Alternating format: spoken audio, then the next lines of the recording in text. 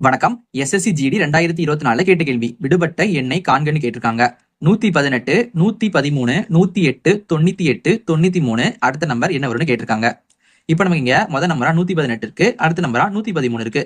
இப்ப நம்ம இந்த 118ல இருந்து 5 கழிக்கும் போது நமக்கு 113 கிடைக்கும். அடுத்து இங்க 113, 108. இப்ப நம்ம இந்த 113ல இருந்து 5 கழிக்கும் போது நமக்கு 108 கிடைக்கும். அடுத்து இங்க 98 இருக்கு. நம்ம 108ல இருந்து 10 கழிக்கும் போது நமக்கு 98 கிடைக்கும். அடுத்து 98 93. நம்ம இந்த 98ல இருந்து 5 கழிக்கும் போதுதான் நமக்கு 93 கிடைக்கும். அப்ப அடுத்து என்ன பண்ணணும்?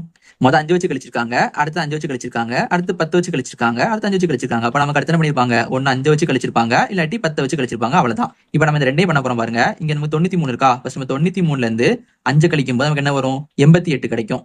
இப்ப நம்ம இதை கழிச்ச மாதிரி இதை வச்சு கழிச்சு பார்க்கலாம். 93 நம்ம 10 வச்சு கழிக்கலாம். 93 10 வச்சு கழிக்கும் போது நமக்கு 83 வரும். இப்ப நமக்கு ரெண்டு ஆன்சர் கிடைச்சிருக்கு. இந்த ரெண்டுல எது கரெக்ட்னு பார்க்கலாமா?